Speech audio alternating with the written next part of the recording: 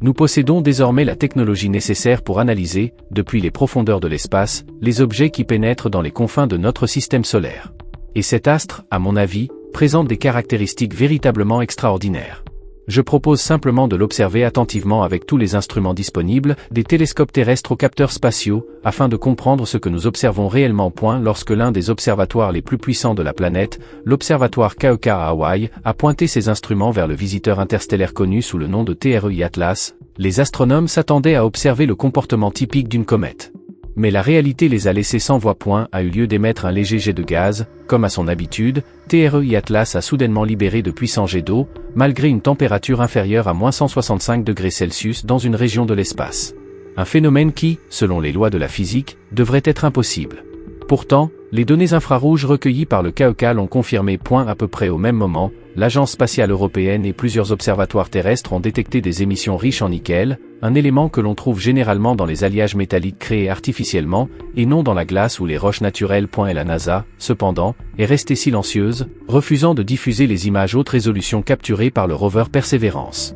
Ce manque de transparence ne fait qu'alimenter une question troublante. Si TREI Atlas n'était qu'une simple comète, comment pourrait-elle contenir des métaux industriels et présenter des mouvements aussi précis, presque contrôlés par une volonté extérieure? Sommes-nous témoins d'une coïncidence cosmique d'une ampleur exceptionnelle, ou bien de la première signature technologique jamais enregistrée par l'humanité? Pendant des siècles, nous avons cru que notre système solaire était un coin tranquille et isolé de la galaxie. Mais tout a basculé en 2017, lorsque des astronomes ont repéré dans le ciel un objet qui n'appartenait pas à notre système solaire. Ils l'ont baptisé Oumuamua, le premier corps interstellaire jamais observé. Un voyageur né autour d'une autre étoile. 2 ans plus tard, Deuid Borisov est arrivé, une comète plus conventionnelle, mais portant la signature chimique d'un soleil lointain. Ensemble, ces deux visiteurs ont révélé une vérité surprenante: nous ne sommes pas seuls dans l'espace. L'espace est un océan de vagabonds, des corps errants qui traversent les siècles, emportant avec eux la poussière et les secrets de mondes lointains. À présent, un troisième voyageur est arrivé, prêt à bouleverser une fois de plus nos certitudes. Officiellement nommé TREI Atlas, cette planète est le troisième visiteur interstellaire jamais confirmé par le Centre des planètes mineures. Mais dès les premiers calculs de son orbite, les scientifiques ont réalisé que quelque chose clochait. Tandis que Oumuamua tournait de façon erratique et que Borisov se désintégrait comme une comète glacée ordinaire, TREI Atlas présentait un mouvement stable et d'une précision troublante. Elle suivait une trajectoire hyperbolique, une orbite si ouverte qu'elle ne reviendra jamais orbiter autour du Soleil. Pourtant, sa rotation restait constante, presque mécanique. Aucune comète naturelle ne se comporte ainsi, et encore moins une comète crachant de l'eau dans les confins glacés de l'espace. Ce qui ajoute au mystère, c'est que sa luminosité ne fluctuait pas de manière aléatoire. Les instruments à bord des sondes Mars Express et Trace Gas orbitées de l'Agence spatiale européenne ont enregistré une pulsation lumineuse rythmique, des variations qui se répétaient toutes les quelques heures, comme un cœur cosmique palpitant. On a d'abord pensé qu'il s'agissait simplement d'une réflexion solaire sur des surfaces irrégulières, mais la régularité était trop parfaite, trop constante, comme si l'objet transmettait ou réagissait à quelque chose. Parallèlement, l'observatoire KEK et le satellite TEAS, sur Terre, ont détecté les mêmes oscillations, mais depuis des perspectives différentes. L'alignement était impeccable. Quel que soit le mécanisme en cause par TREI Atlas, il était exécuté avec une précision calculée, voire avec une intentionnalité qu'aucun phénomène naturel ne saurait expliquer. Ce comportement a relancé une question qui hante les astronomes depuis l'époque des Oumuamua. Et si certains de ces visiteurs interstellaires n'étaient pas simplement des roches ou de la glace? Et s'ils étaient conçus pour voyager? Une comète qui ne se comporte pas comme une comète, un signal qui pulse régulièrement, un corps stable dans un univers chaotique. Une chose est sûre, TREI Atlas n'a pas sa place dans ce système solaire. Tandis qu'elle s'approche lentement des régions intérieures, cette lumière pulsante continue de briller, stable, déterminée, impossible à ignorer. Un voyageur venu d'au-delà du Soleil, communiquant en parfaite harmonie. Coïncidence? Ou un premier indice de réponse? Lorsque l'ESA a publié les premières images nettes de TREI Atlas lors de son passage près de Mars, le monde scientifique a retenu son souffle. Les photographies prises par Mars Express et Trace Gas orbitées montraient une sphère lumineuse suspendue dans la fine atmosphère de la planète rouge. Lointaine, floue, mais indéniablement réelle. En quelques heures, les images étaient partout, des gros titres de BBC Science Focus à ceux de Scientific American. Pourtant, pas un mot de la NASA. Le rover Perseverance, positionné à la surface de Mars avec ses caméras à ultra haute résolution pointées vers le ciel, aurait pu fournir une vue parfaite de ce même phénomène. Mais aucune trace de ces images n'a été retrouvée. Et sa lumière pulsait, sa composition changeait, et chaque fois qu'on la regardait, elle semblait réagir, presque comme si elle était consciente d'être scrutée. Au sein du Jet Propulsion Laboratory, plusieurs sources ont confirmé que les données brutes en provenance de Mars étaient bien parvenues sur Terre. Interrogé sur les raisons de leur absence dans les archives officielles de la NASA, la réponse fut brève. L'agence subissait une fermeture administrative due au gouvernement fédéral, ce qui avait temporairement suspendu les mises à jour de ses portails et de ses canaux de communication. Dans une institution de cette envergure, de telles interruptions sont courantes, des pauses bureaucratiques qui affectent tous les projets de la même manière.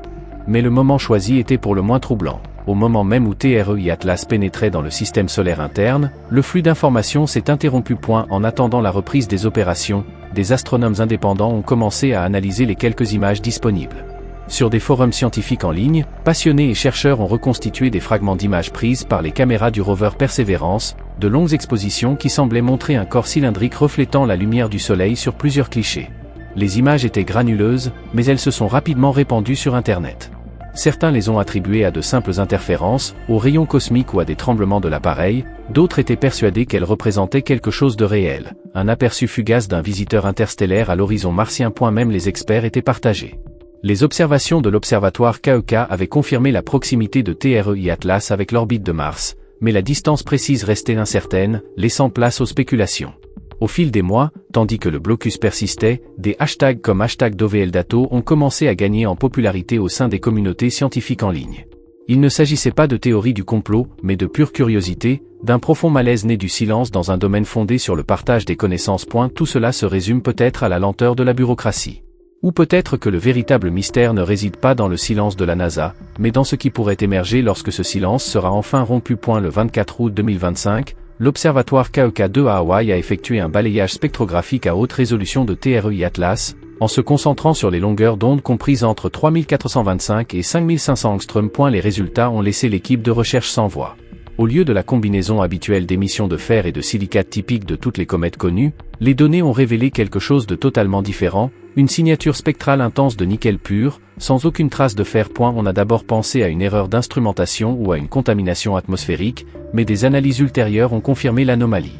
TREI Atlas libérait de la vapeur de nickel en quantité qu'aucun processus naturel ne pouvait expliquer. Même l'Observatoire européen austral au Chili, utilisant le très grand télescope, a détecté le même schéma d'émission, un pic lumineux là où le fer aurait dû être absent.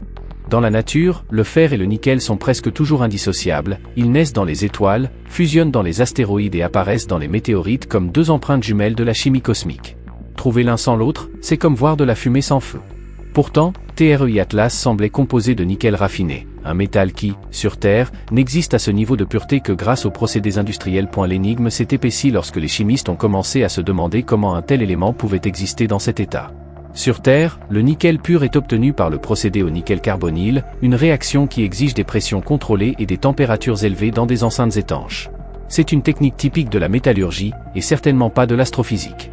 Dans le vide interstellaire glacial, de telles conditions devraient être impossibles. Certains chercheurs ont toutefois tenté de sauver l'hypothèse naturelle. Ils ont proposé que des frottements internes ou la désintégration radioactive au sein du noyau de l'objet auraient pu déclencher une fusion spontanée, capable de fusionner et de purifier les métaux pendant un bref instant. Mais aucun modèle existant n'avait jamais démontré qu'un tel processus puisse se produire à l'intérieur d'un noyau cométaire à une température inférieure à -165°C. Les calculs ne concordaient tout simplement pas. Début septembre, le débat a débordé des observatoires pour investir les revues scientifiques, qui ont commencé à employer des termes prudents comme « comportement spectral anormal » ou « rapport de métaux non terrestres ». Cependant, à huis clos dans les centres de recherche, une question résonnait partout. Comment un objet interstellaire pourrait-il porter l'empreinte d'un processus métallurgique? Pour les astronomes habitués à interpréter l'univers à travers les lois de la nature, cette découverte représentait une faille dans leur fondement. Un corps flottant dans l'obscurité glaciale portait les stigmates fantomatiques de la fusion artificielle, comme si, dans un passé lointain, la chaleur et la précision avaient façonné sa surface. Un voyageur forgé dans une autre fournaise, projetant encore une faible lueur sur le vide. Que signifie donc le fait qu'un objet plus froid que n'importe quelle fonderie de la galaxie porte les marques du travail humain? Plus les scientifiques analysaient l'atlas de TREI, plus le mystère s'épaississait. Lorsque les instruments de l'observatoire KEK ont analysé sa signature spectrale, un tableau inquiétant s'est dessiné. Dans un rayon d'environ 600 km, les émissions étaient dominées par du nickel pur, le même métal raffiné détecté lors de précédentes analyses. Tout autour, jusqu'à près de 840 km, un signal faible mais net de cyanure est apparu, l'un des composés chimiques les plus réactifs, liés à l'origine de la vie. Une combinaison apparemment impossible. Le nickel industriel et le cyanure organique ne coexistent dans aucun environnement cosmique connu. Ils appartiennent aux antipodes de la chimie, l'un provient des fourneaux, l'autre du fragile équilibre des processus biologiques. Et pourtant, ils se trouvaient réunis dans un même vaisseau interstellaire. Le cyanure a toujours fasciné les astrobiologistes. Sur Terre, c'est à la fois un poison et une promesse. On pense qu'il y a des milliards d'années, dans les océans primordiaux, les molécules de CN ont contribué à la formation des acides aminés, les éléments constitutifs de l'ADN. Des études de la NASA sur les origines de la vie ont montré que de faibles quantités de CN peuvent exister dans les nuages de poussière entourant les jeunes étoiles, servant de germe à des réactions organiques complexes. Mais jamais auparavant on ne l'avait observé en association avec un métal raffiné. Les données du KEK ont rendu la chose irréfutable. Les émissions de cyanure suivaient une onde régulière le long de l'équateur de l'objet, indiquant que le composé n'était pas simplement piégé à la surface, il était libéré par intervalles, presque comme une respiration. Les analystes de l'Agence spatiale européenne ont baptisé ce phénomène anomalie à double bande, une région où la chimie de la vie et la précision métallurgique semblent se chevaucher. Lorsqu'une équipe de l'Université d'Arizona a examiné les résultats, l'un des chercheurs a forgé une expression inquiétante qui allait marquer les esprits, le paradoxe de la machine vivante. Définition de quelque chose qui ne devrait pas exister, matière se comportant en partie comme un organisme biologique et en partie comme un dispositif construit, un corps combinant des composés organiques et des alliages techniques. Pendant des mois, la communauté scientifique s'est efforcée de déterminer comment classifier ce qu'elle avait découvert. Atlas était-elle réellement une comète contaminée par des déchets industriels provenant d'un autre système stellaire ? Ou représentait-elle la preuve d'une expérience ancienne, une sonde construite pour transporter les germes de la vie d'une galaxie à une autre? Au fil des jours, la frontière entre science et hypothèse s'estompait de plus en plus. Si TREI Atlas n'avait jamais été construit, pourquoi sa signature chimique portait-elle les marques indubitables de la création et de la conception? Pourquoi incarnait-il la formule de deux mondes, l'un né de processus naturels et l'autre façonné par une forme d'intelligence? Pendant des mois, l'objet a erré dans le vide comme une étincelle silencieuse, ne reflétant que la faible lumière du Soleil. Puis, lorsqu'il est entré en orbite autour de Mars, un événement inattendu s'est produit. Les spectrographes de l'observatoire KEK et de la sonde Trace Gas Orbité ont soudainement enregistré une énorme éruption de vapeur d'eau provenant du noyau de l'objet, un jet si intense qu'il a brièvement éclipsé la coma de la comète. Personne ne s'y attendait. À cette distance du Soleil, la température descend en dessous de -200 degrés Celsius, trop basse pour que la glace se sublime ou que l'eau reste liquide. En théorie, aucune source de chaleur ne pouvait exister à cette profondeur. Pourtant, les données ne laissaient aucun doute. Un nuage concentré de molécules d'eau se dilatait à près de 670 km/h, comme si quelque chose au cœur de l'objet s'était soudainement éveillé. Les comètes n'expulsent des gaz que lorsqu'elles se réchauffent en s'approchant du Soleil, mais TREI Atlas se trouvait bien au-delà de la ligne de gel, dans une région où le rayonnement solaire ne peut pas déclencher de telles éruptions. Et la pression nécessaire pour libérer l'eau dansée. Condition aurait nécessité soit une source de chaleur interne, soit un mécanisme de libération contrôlé, deux éléments impossibles pour un corps naturel. Des scientifiques de l'ESA et de Caltech ont commencé à créer des simulations numériques. Aucune n'a pu reproduire l'événement sans introduire une source d'énergie artificielle. Et même dans ce cas, le modèle thermique a montré un comportement pulsatile, un battement régulier toutes les quelques heures, parfaitement synchronisé avec les variations de luminosité déjà observées sur Mars. Ce rythme évoquait les cycles géothermiques, les circuits de refroidissement, voire les systèmes de propulsion primordiaux. Cependant, aucune théorie ne pouvait expliquer toutes les variables. L'équipe du KEK a publié une déclaration prudente, évoquant une anomalie thermique interne transitoire, tandis que plusieurs physiciens indépendants ont utilisé un terme beaucoup plus direct, activation. Et si le jet d'eau n'avait été qu'un simple phénomène chimique, il se serait rapidement dissipé. Au lieu de cela, le phénomène s'est stabilisé en un brouillard constant, qui tournait autour de la ceinture équatoriale de l'objet à un rythme régulier, presque constant. Cela ne ressemblait pas à une comète perdant de la matière, mais plutôt à quelque chose d'autorégulé, un système qui relâchait la pression, maintenait sa structure et conservait son élan. De la part de différents observateurs, la même formule a commencé à apparaître dans les rapports internes, activité d'autorégulation. Détectée. Pour la première fois, les scientifiques ont été contraints de se demander si TREI Atlas réagissait simplement à la lumière du Soleil, ou à quelque chose de totalement différent. Car si cette éruption n'était pas un phénomène naturel, cela signifiait que l'objet n'avait pas connu de défaillance. Cela signifiait qu'il venait de se réveiller. Bien avant les gros titres, avant les jets d'eau et les signatures métalliques, TREI Atlas était déjà là, à la vue de tous. Lorsque des chercheurs ont réanalysé les données d'archives du satellite TESS, Transiting Exoplanet Survey Satellite, de la NASA, ils ont découvert quelque chose qui était passé inaperçu. Entre mai et juin 2025, le satellite a enregistré le passage d'un objet faiblement lumineux et très rapide dans son champ de vision. Les coordonnées correspondaient parfaitement, il s'agissait de TREI Atlas.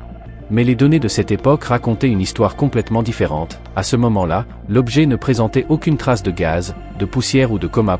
On n'observait aucune trace de la coma diffuse caractéristique d'une comète.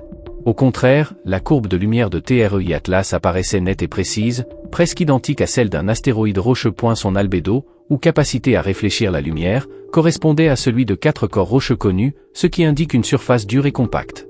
Autrement dit, il ne s'évaporait pas, il était intact et possédait une masse impressionnante. En comparant sa magnitude apparente aux estimations de distance, les astronomes ont calculé que TREI Atlas mesurait entre 12 et 14 km de diamètre, soit près du double de celui du noyau moyen d'une comète. Une taille qui la place parmi les plus grands visiteurs interstellaires jamais observés, comparable aux petites planètes de notre propre système solaire. Mais parmi les données recueillies par le satellite TESS, un détail s'est particulièrement démarqué. Quelque chose de subtil, mais profondément troublant. Les comètes, par nature, révèlent leur direction grâce à la lumière. Lorsqu'elles s'approchent du Soleil, le rayonnement solaire repousse la poussière et les gaz, créant une queue qui pointe toujours à l'opposé de la source lumineuse. Pourtant, lorsque les analystes ont amélioré les premières images de l'Atlas TREI, ils ont découvert le contraire. Et si ces relevés étaient corrects, cela signifierait que l'objet n'était pas un simple bloc de roche glacée, mais quelque chose de mécanique, capable de modifier sa composition chimique pour résister à son environnement. A eu début, on a évoqué des artefacts optiques ou des interférences stellaires, mais ces explications se sont effondrées lorsque la même anomalie est apparue sur plusieurs clichés. Et la luminosité de l'objet variait selon un rythme régulier et non aléatoire, comme si la surface elle-même régulait sa propre réflectivité. Un chercheur de l'Institut Cavalli du MIT a qualifié ce phénomène de diffusion directionnelle, un effet qui ne se produit que si une surface est capable de modifier activement la façon dont elle réfléchit la lumière lorsqu'elle tourne. Aucun organisme naturel connu ne possède une telle capacité.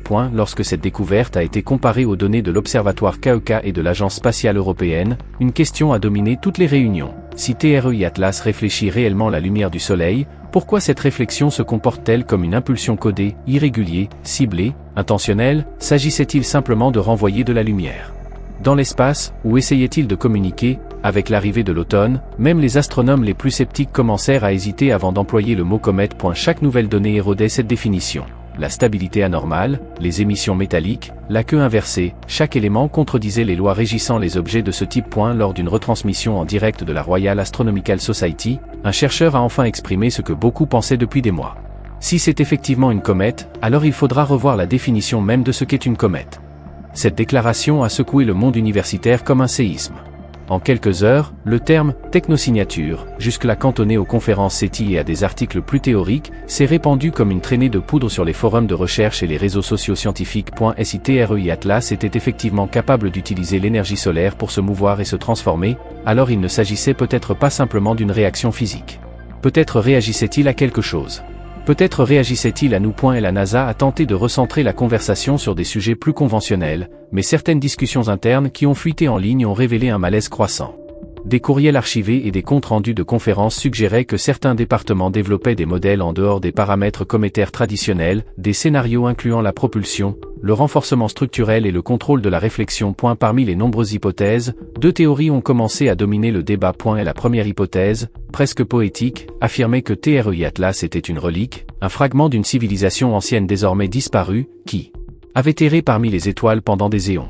Un vaisseau construit pour l'exploration, à présent à l'abandon, mais encore imprégné de l'empreinte de ses créateurs. Et la seconde découverte était plus inquiétante encore, elle était toujours en fonctionnement, une sonde autonome en mission, traversant le système solaire sur une trajectoire programmée. Les partisans de cette seconde hypothèse ont mis en avant un indice subtil mais constant. À chaque passage de TREI Atlas sur une orbite planétaire, il semblait ralentir légèrement, ajustant sa vitesse juste assez pour maintenir un angle d'observation stable. L'ESA, grâce à la sonde Mars Express, a enregistré cette anomalie en octobre 2025, une réduction infinitésimale de la vitesse, de quelques centimètres par seconde seulement, mais trop précise pour être ignorée. Les gaz étaient libérés selon des séquences rythmiques courtes, longues, courtes répétées avec une précision étonnante.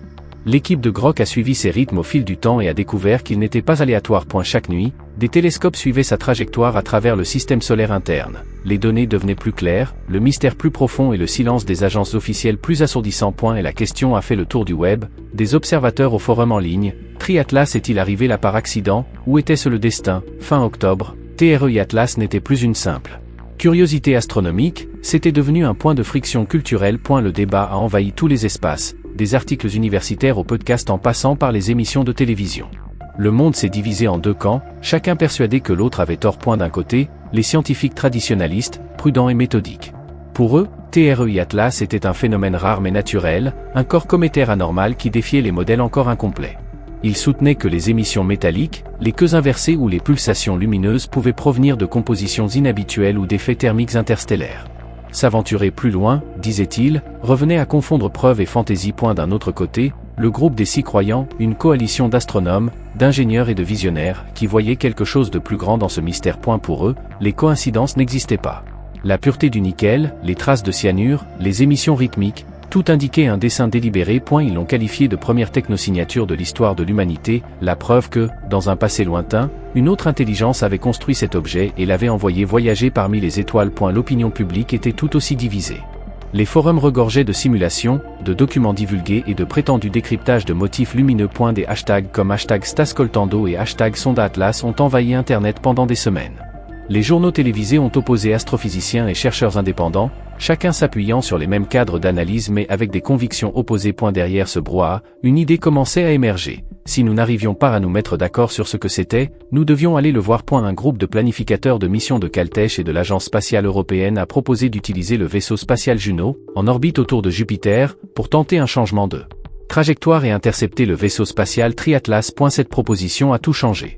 Car si l'objet communiquait, ce n'était pas par ondes radio. Et elle parlait avec la lumière, avec la température, avec le rythme même de la matière. Cette idée a ravivé l'espoir, mais aussi la peur. Certains scientifiques ont averti que détourner une mission d'1 milliard d'euros sur la base de données incertaines pourrait compromettre des années de recherche. D'autres, en revanche, ont fait valoir que ne rien tenter serait pire, une trahison de l'esprit même de l'exploration. Mais si ce mystérieux signal, préparez-vous, provenait réellement de TRI-Atlas, une question restait en suspens, se préparer à quoi? Car une fois que cet objet aura franchi la limite de l'influence solaire, il ne reviendra jamais. Et si nous le laissons partir, nous risquons de rater l'unique occasion de l'histoire de découvrir si nous sommes véritablement seuls dans l'univers. Pour l'instant, le mystère de TRI-Atlas reste irrésolu. Un voyageur venu d'au-delà du système solaire, portant les marques de l'industrie et de la biologie, incarnant un comportement qu'aucune comète naturelle n'a jamais manifesté. Elle brûle du nickel au lieu du fer, exhale de l'eau dans le froid cosmique et palpite à un rythme qui ne suit aucune loi connue. Certains disent qu'il s'agit simplement d'un rare accident cosmique, d'un fragment né du chaos des étoiles et mal compris par nos yeux limités. Et certains sont convaincus qu'il s'agit de quelque chose de bien plus profond, un messager intentionnel, une sonde qui n'est pas passée par hasard, mais qui a choisi son chemin. Et si c'est le cas, alors peut-être que l'univers a simplement parlé en premier. Et ce que cela nous dit n'est pas un avertissement, mais une reconnaissance, un signal. Que l'intelligence ne nous appartient pas exclusivement. Car si TRI-Atlas écoute vraiment, la question la plus troublante n'est pas ce qu'il pourrait dire, mais ce qu'il sait déjà. Qu'en penses-tu? Atlas est-elle simplement une comète extraordinaire ou le produit d'une autre civilisation? Laissez vos commentaires et abonnez-vous à MindGap pour ne manquer aucune information venue du ciel.